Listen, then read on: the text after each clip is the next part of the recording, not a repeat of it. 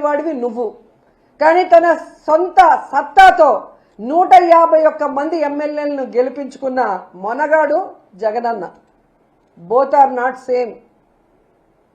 వైఎస్ఆర్ ఆశయాల కోసం పుట్టిన పార్టీ వైఎస్ఆర్సీపీ పార్టీ. కానీ వైస్రాయ్ హోటల్లో వెన్నుపోటులో నిలిచిన పార్టీ మీ పార్టీ. Both are not same. పేద విద్యార్థుల కోసం 43,000 పాఠశాలను నాడు నేడు పనులు స్టార్ట్ చేసిన గొప్ప నాయకుడు జగన్మోహన్ రెడ్డి గారు. కానీ 2 సంవత్సరాల్లో ఒక్క బిల్డింగ్ కి కూడా పూర్తి చేయలేని దద్దమ్మ నువ్వు. Both are not same. ఈరోజు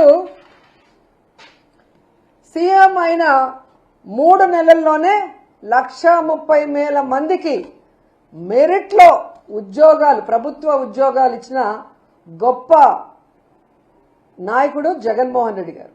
కానీ 15,000 పోస్టులు డిఎస్సి పరీక్షను కూడా మెరిట్లో చేయలేక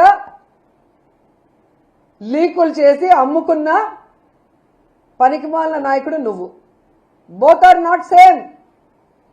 అలాగే ప్రభుత్వ పాఠశాలలో సిబిఎస్ఈ, ఐబీ, ఇంగ్లీష్ మీడియంను తీసుకొచ్చి పేద విద్యార్థులు కూడా ఐక్యరాజ్య సమితికి వెళ్లి వేదికల మీద మాట్లాడగలిగే స్థాయికి తీసుకువెళ్లిన నాయకుడు జగన్మోహన్ రెడ్డి గారు.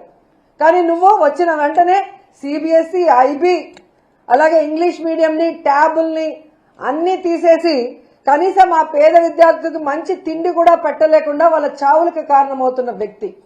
బోత్ ఆర్ నాట్ సేమ్ అన్న విషయము మీరు తెలుసుకోవాలి, ఈ రాష్ట్ర ప్రజలు కూడా తెలుసుకుంటారని కూడా ఈ సందర్భంగా తెలియజేస్తున్నాను.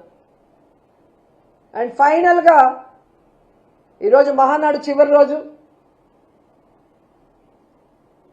మనందరికీ తెలుసు ఒక అక్క ఉంది, అనితక్క, హోమ్ మినిస్టర్. ఆమె హోమ్ మినిస్టర్గా తన బాధ్యత కన్నా నాటకాలు వేయటం, డాన్సులు వేయటం, పాటలు పట్టడం, అని అరవటం, గన్మెన్లు లేకుండా ఎలా తిరగటం, ఇవన్నీ మనం చూస్తున్నాం. అవి కాదు చేయాల్సింది.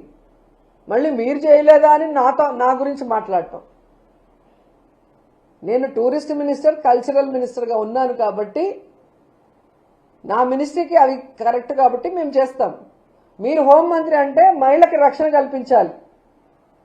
ఈరోజు సుగాలి ప్రీతి మీరు చంద్రబాబు నాయుడు అధికారంలో ఉన్నప్పుడు చనిపోతే పట్టించుకోలేదు. ఆవిడ పేరు చెప్పుకొని అధికారంలోకి వచ్చిన మీరు, పవన్ కళ్యాణ్, చంద్రబాబు నాయుడు ఈరోజు ఆ తల్లికి ఎందుకు న్యాయం చేయలేకపోతున్నారు? హోంమంత్రిగా మీ బాధ్యత కాదా? ఆమెకు న్యాయం చేయాల్సిన అవసరం